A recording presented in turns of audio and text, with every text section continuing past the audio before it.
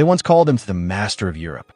Napoleon Bonaparte, an obscure Corsican officer who rose from nothing to become emperor of the French, was a man whose ambitions reshaped the world. His victories echoed across continents. His empire stretched from Madrid to Moscow, and for a time, it seemed as though no power could stop him. He was feared, admired, hated, and envied in equal measure.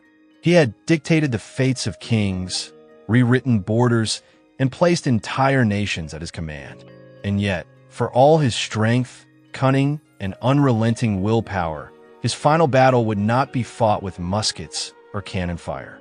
It would not be won by strategy, by discipline, or by the loyalty of his soldiers. His last enemy was silent, hidden deep within his own body, and it was an adversary he could neither outmaneuver nor defeat. By 1821, Napoleon was far from the glittering courts of Europe, far from the battlefields where his name had been immortalized. He was trapped on St. Helena, a small, wind-beaten island lost in the middle of the South Atlantic, nearly 2,000 miles from the nearest shore. The British had chosen this island carefully, believing no man could ever escape its isolation. Here, the emperor who had once commanded millions became little more than a prisoner, guarded and contained, a relic of a bygone age. But exile was not what truly destroyed him. His body itself turned traitor, and the man who had once survived war, starvation, and the Russian winter now found himself powerless against an invisible enemy growing within. Witnesses described scenes almost impossible to reconcile with the figure the world once knew.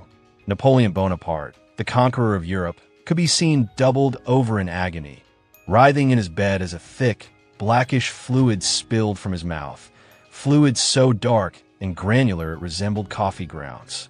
His fingernails turned a ghastly shade of blue. His legs swelled grotesquely until they resembled overfilled sacks of water.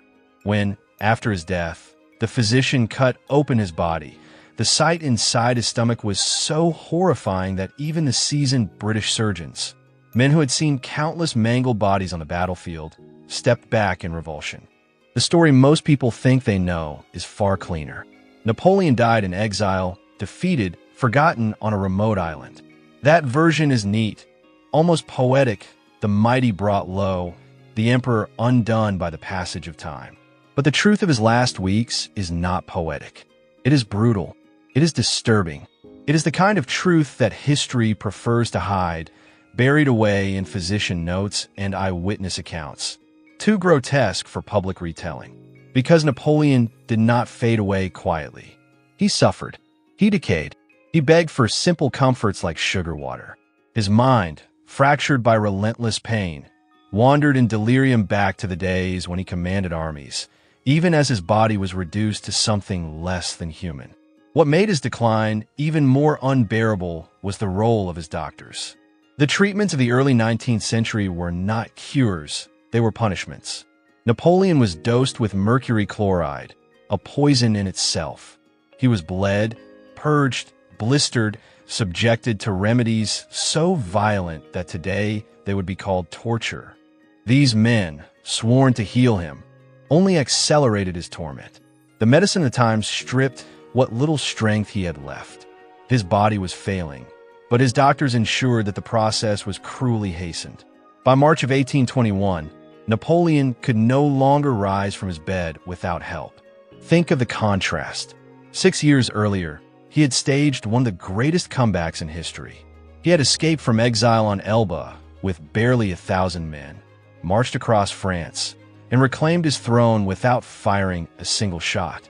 Soldiers sent to arrest him instead cast down their weapons and joined him, swept up once again by his aura of command. Now that same man could not even keep down a glass of water. His decline revealed itself in unexpected ways. The bath that had once been a daily routine became an obsession, almost a ritual of survival. His loyal valet, Louis-Joseph Marchand, watched as Napoleon spent entire afternoons submerged in a copper tub. The water was boiling hot, so hot it turned his skin lobster red, yet he demanded more and more scalding water whenever it cooled. He stayed there for 6 hours, sometimes 8, gripping the sides of the tub with white knuckles, his body pruning and peeling, his skin blistering. Why? Because the bath was the only place where the fire in his stomach seemed to calm, the only refuge from the relentless pain tearing through him. Outside that copper sanctuary, every movement felt like a blade twisting in his gut. Food became impossible. Napoleon, who had always eaten with the efficiency of a soldier, treating meals as nothing more than fuel, now could not stomach even the scent of bread. The very smell of it made him gag. Inside his body, a tumor had grown, a malignant carcinoma buried deep in his stomach lining. It was not a small growth. It was the size of a fist, stretching over 4 inches long, curling itself like a parasite around his stomach. Every heartbeat drove blood into that diseased mass. Every breath pressed it harder against his other organs. It was as if something monstrous had taken root inside him, devouring him cell by cell, while he sat helpless, boiling himself in the bathtub to dull the agony. By April, his transformation shocked even his closest companions. Count Montholin, who had remained by his side since the disaster at Waterloo, looked upon his master and could barely hide his dismay. Napoleon's arms, once thick with muscle, once strong enough to shift cannon wheels by hand, had shriveled into thin bones covered with sagging skin. His biceps were so wasted that one could wrap a thumb and forefinger around them with ease. And yet his stomach told a different story.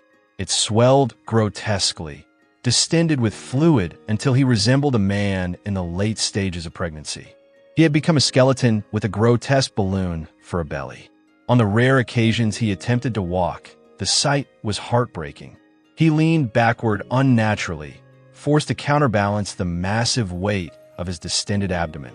Each step was clumsy, strained, almost inhuman. And then there was the smell. Those who entered his chambers never forgot it. It was not simply the odor of sweat or sickness. It was something far worse. It was the cloying, sickly sweet stench of necrosis, tissue rotting inside a man still alive. His servants tried desperately to mask it.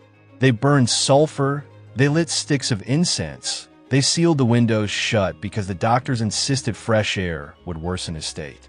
The result was an atmosphere so dense, so suffocating, that one could almost taste the sickness in the air.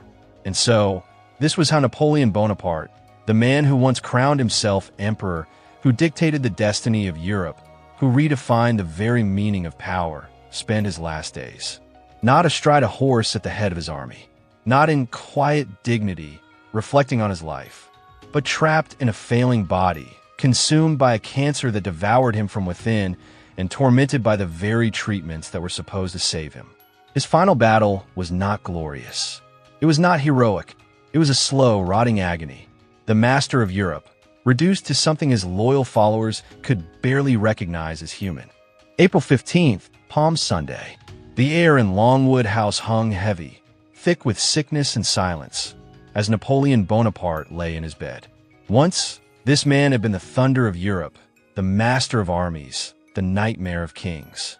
Now he was reduced to a dying figure surrounded by whispers and fading candlelight.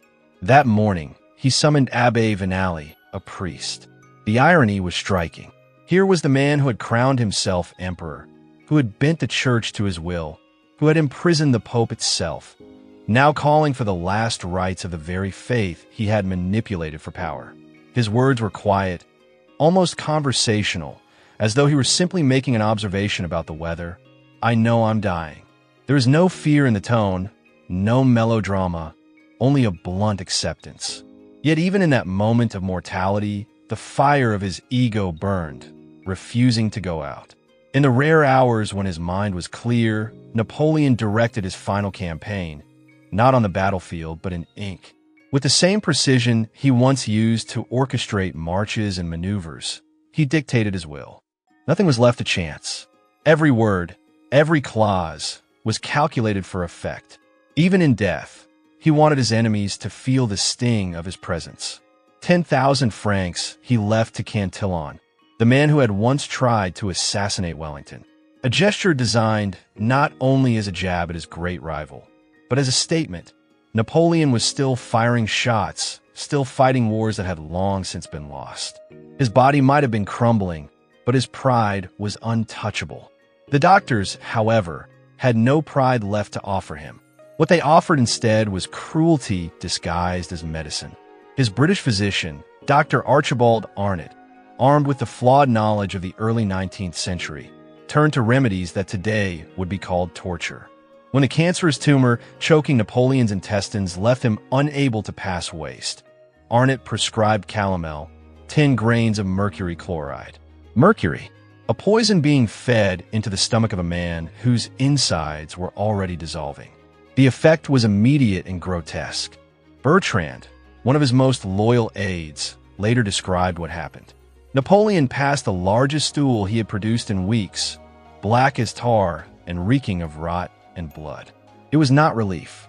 It was evidence of catastrophic internal bleeding, of organs breaking down under the strain. Yet Arnott, blind in his conviction, saw it as progress. He ordered another dose, as though pushing the emperor deeper into misery was the path to recovery. By April 28th, the end had begun in earnest. Napoleon's mind, the sharpest weapon he had ever wielded, the mind that had reconfigured maps and humbled nations, began to fracture, but did not fade quietly into nothing. It raged with terrifying brilliance. His hallucinations were not vague mutterings. They were full campaigns. He bolted upright in his bed, skeletal arms trembling but commanding, as he directed invisible regiments across a battlefield only he could see. He shouted for cavalry, demanded artillery fire, sent in the guard with urgency. His voice, once the voice of command over millions, now echoed in a small bedroom on a remote island. Austerlitz was alive again in his mind, though the Austrians he fought had been dead for 15 years. Montholon, his faithful companion, wept openly at the sight. The emperor was not simply dying. He was trapped in his own past, replaying victories while his body failed him in humiliating ways. The man who had once crossed Europe without fear could no longer control his bowels. And yet his mind reached beyond the walls of Longwood House, sometimes calling for Josephine, his lost love, gone 7 years, sometimes begging for water, reliving the brutal thirst of the Egyptian deserts 2 decades earlier, even as his body drowned in its own failing fluids. Then came May 1st, and with it, a moment of horror that would haunt his attendants forever. Napoleon, still clinging to the dignity of his title, demanded to walk. Emperors, he insisted, did not rot in bed. 2 servants lifted him, supporting his wasted frame. He managed 3 staggering steps. On the 4th, his legs gave way. His stomach convulsed so violently that all in the room believed he would die then and there. But before he could hit the floor, Ali, his faithful servant who had been with him since the pyramids of Egypt, caught him in his arms. The emperor, broken and gasping, still clawed upward, still tried to rise. "My army," he rasped. "Where's my army?" For grown men were forced to restrain him, holding him down as he thrashed and struggled to review troops that existed only in the battlefield of his mind. The doctors were not finished with him. Believing that harsher measures might draw the sickness out, they turned to blistering plasters. These were patches soaked in crushed beetles designed to burn the flesh, the theory being that external agony might cure internal disease. They applied them to his chest, his legs, his feet. Soon, Napoleon's skin, already jaundiced and yellow from liver failure, broke into angry welts. Blisters oozed with clear fluid. His body was being seared alive from the outside, while cancer hollowed him from within. And then came May 3rd, the day when medicine crossed the final threshold into barbarity. The doctors gave him 20 grains of calomel. 20, a dose strong enough to poison a healthy man outright. But they did not stop there. To force the poison through his system, they followed it with an enema so violent it shattered the last fragments of Napoleon's dignity. The sound that filled Longwood House was not the roar of a general, not the steady voice of command. It was a scream, high, raw, and desperate. A scream not born from pain, but from humiliation. The man who had once stood unfazed under grape-shot fire, who had reshaped Europe with his will, was now pinned to a bed while strangers forced mercury-laced water into his failing body. When it was over, he turned away from them, pressing his face to the wall. For hours he would not look at anyone. The silence in the room was unbearable. His attendants saw the truth written across his body. The emperor was no longer Napoleon, no longer the figure who had bent the continent to his will. He was a dying man, humiliated, broken, and rotting before their eyes. The treatments triggered a final cascade of horrors. His body expelled stool after stool, each darker and fouler than the last. But then came something more terrifying. Mixed in with the black waste were fragments of tissue, pieces of his stomach lining. Napoleon's insides, ravaged by cancer, were now literally falling out of him. His body was disintegrating from within, every moment stripping away what remained of the man who had once ruled from Madrid to Moscow. On the morning of May 4th, just before dawn, the final unraveling of Napoleon Bonaparte began. His body, already battered by years of illness and crude medical treatments, suddenly betrayed him in a way that horrified those gathered at his bedside. The mercury compounds he had been given, intended as a cure, had instead turned lethal.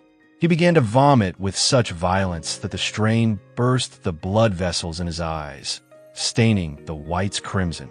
The sight was terrifying. Those who had once seen him command men on the battlefield, cold and unshakable, now watched him thrash in helpless convulsions. What came out his mouth was no longer simply blood. Bertrand, one of his closest companions, swore that he saw pieces of flesh, fragments of Napoleon's own stomach lining, pushed out by the spasms. His body was literally consuming itself, tearing apart from within. And still, even between fits of agony, Napoleon tried to form words. His voice was choked, broken, bubbling through blood, yet fragments emerged. France, Morris, LME. In those garbled syllables were his last obsessions. His homeland, his son, and the army that had once carried him across Europe. Even as death dissolved him, his mind clung to the identity that had defined him. The atmosphere in the room was unbearable. It was not the ordinary odor of sickness.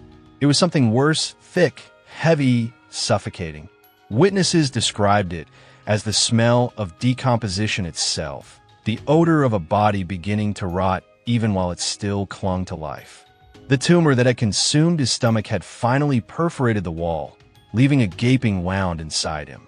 What kept him alive was not medicine or willpower, but a grotesque quirk of fate. Scar tissue had bound his stomach to his liver, forming a kind of natural patch. Without it, his stomach contents would have poured into his abdomen, killing him in a matter of hours. Instead, he lingered, technically alive, though with a hole in his stomach so large that one could slip a finger straight through it. It was a cruel mercy, stretching his suffering across hours rather than minutes. By May 5th, at 3 a.m, Napoleon slipped into what physicians today call the death spiral. His breathing became a dreadful rhythm. Shane, Stokes' respiration, sharp, shallow gasps followed by long silences, as though his brain had forgotten how to keep him alive. His chest rose and fell, then stilled, then convulsed again. Each pause grew longer, each gasp weaker, the cycle of life stuttering toward its end. Between the groans of his collapsing digestive system, he managed a few final words. Yet even here, history fractures. Montalon swore he heard France, army, Josephine. Marchand insisted it was France. My son, my soul. Bertrand, ever dutiful, recorded, head of the army. Each man heard something different, something that reflected his own bond to the emperor. Perhaps each clung to what he wanted to hear. Or perhaps Napoleon, even in delirium, spoke to them all, scattering fragments of himself into the ears of those who had followed him into exile. By 5:30 that morning, his throat swelled shut. No words could pass, no orders, no cries. He could not scream, could not command.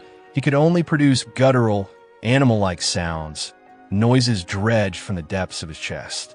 The eyes that had once bent nations to his will, those gray, unblinking eyes that made kings tremble, were now fixed beyond the walls of that stifling room. He stared not at the faces of servants or doctors, but at something no one else could see, perhaps visions conjured by delirium, perhaps ghosts of memory, or perhaps, as some whispered, the legions of dead soldiers who had marched with him across Europe. The bedroom itself became a grotesque parody of his old court. 16 people crowded inside, surrounding the bed as though awaiting commands.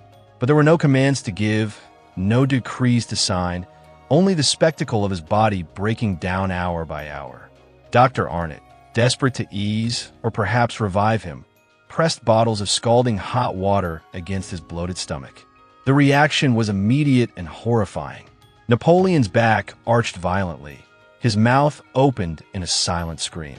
His throat, swollen nearly shut, allowed no sound to escape, so he writhed in noiseless torment. When that failed, they tried one final intervention, one final cruelty. Mustard poultices strapped to his feet, the acrid fumes intended to shock his system back into life. The room filled with the biting stench of mustard mixed with the stench of decay. Even hardened doctors gagged, struggling to remain at their posts. His skin displayed every stage of dying. Where the jaundice painted him yellow, burns from crude treatments flared red. In other places, oxygen starvation turned him mottled purple. The emperor who had once embodied vitality and fire was reduced to a grotesque canvas of suffering, his flesh a map of disease and torment. Finally, at 5:49 in the evening of May 5th, after 17 hours of slow-motion agony, the body that had marched across Europe ceased to breathe. There was no grand farewell, no defiant proclamation, no last gesture of command. The man who had once bent the continent to his will simply stopped.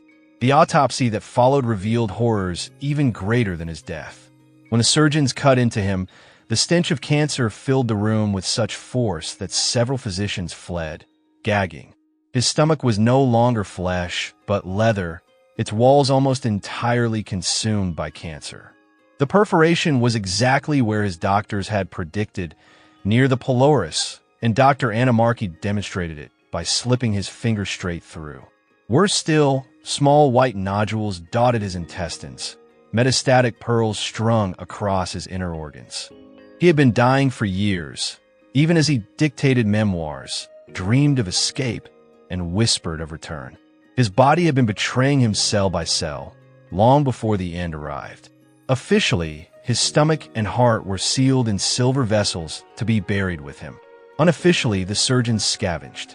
Dr. Anamarchi clipped pieces of his rib as keepsakes. Locks of hair were stolen and sold. And infamously, one doctor allegedly removed Napoleon's penis, smuggling it away, where it eventually surfaced in the collection of an American urologist, shriveled and leathery, described as resembling a shoelace. The conqueror who once dictated the fate of nations was reduced to fragments and curiosities. What remained of his body was dressed in the green uniform he had loved, his bicorn hat placed solemnly at his feet. But the story of his corpse did not end with burial. 19 years later, in 1840, his remains were exhumed for return to France. When the coffin was opened, those present expected bones and dust, the natural remains of time. Instead, they saw the impossible. Napoleon lay perfectly preserved, his features intact, his skin pale as marble, his uniform unspoiled. It looked as though he had been laid to rest yesterday, not nearly 2 decades earlier. The sight was so uncanny that it sparked endless theories. Some claimed the arsenic in his body had acted as a preservative. Others whispered of secret embalming performed in defiance of British orders. Still others suggested it was one last enigma, a final mystery in a life already filled with them. The horror of Napoleon's death was not just in the cancer, or the mercury, or the brutal tortures passed off as treatment. It was in the complete undoing of everything he had once been. The brilliant strategist fell into delirium. The iron will crumbled into helpless groans. The body that had once crossed mountains and shattered empires decayed from the inside, rotting while it still drew breath. His last clear words were not of power or glory, but of France and his army, a final cry of a soldier rather than an emperor. In the end, the man who had made Europe tremble died, trembling himself, not from fear, but from the uncontrollable spasms of a body eating itself alive. Today, visitors stand in awe at Les Invalides in Paris, gazing at the grand red sarcophagus that enshrines him. They see the monument, the legacy, the glory carved in stone. But within that tomb lies a man who died vomiting pieces of his own stomach, a man whose body was so destroyed that even hardened doctors turn away in disgust. Napoleon Bonaparte, the man who had toppled kingdoms, crowned himself emperor, and rewritten the map of Europe, could not defeat the cancer that consumed him from within. And his final lesson is one that outlives all his victories and defeats. Death does not care about glory. Death strips away crowns, titles, and illusions. It comes for all, in pain, in filth, and solitude. Even the mightiest conquerors learn the same truth. In the end, we all die badly, and we all die alone.